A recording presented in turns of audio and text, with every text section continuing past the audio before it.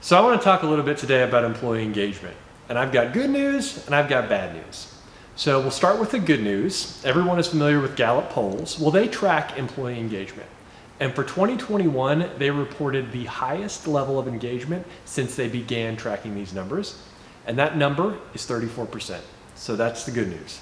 You can probably imagine what the bad news is, right? We've got 64% of employees across the US who report not being engaged. So when we think about the hybrid work environment and a little bit more of a digital age, we've got to remember how to keep employees engaged with us as the employer, because people are the most important aspect of your business. And if you really think about it, everything you do gets done through people, whether that is sales or marketing, research and development, all of that is people. So maintaining connectedness with your people is a core issue.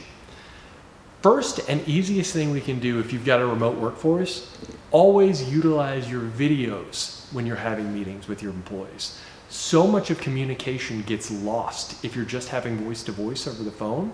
You can't read somebody's facial expressions. You can't see their body language.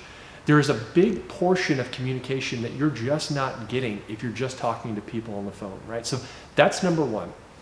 Number two is with your employees, make sure with everyone on your team, you are carving out a dedicated amount of time, a one-on-one meeting with that person that doesn't get canceled. This can be weekly, is preferable. Bi-weekly if you have to, but at least bi-weekly, so you make sure that you have touch points with everyone on your team and you're allowing them to give you feedback, you're creating for them to give them feedback. And importantly in these one-on-ones is make sure you're also treating them equitably, right? Everyone on your team, you're hearing from them, you're taking that feedback into account. You're not kind of playing favorites and listening to the folks on your team that you may get along with a little bit better.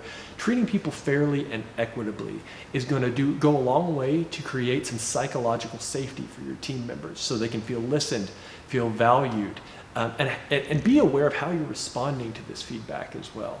Don't jump on people if they tell you something that you don't like to hear. Try to understand that someone else's perception is reality for them. And it's important as leaders to be sensitive to that. Another thing you need to do as a manager is be very hyper-aware, especially in the remote employee age, of fatigue, employee fatigue. Look for signs, be aware of the cues, maybe more subpar work, more time away, or even something as simple as a change in the tone of voice when you're talking to them. Maybe set up a follow-up and say, hey, what's really going on, right? Like, help me help you. We have to remember that when an employee thinks about their employer, the first thing they think about is a manager. A manager is an extension of the employer, and engagement starts and ends with management and leadership.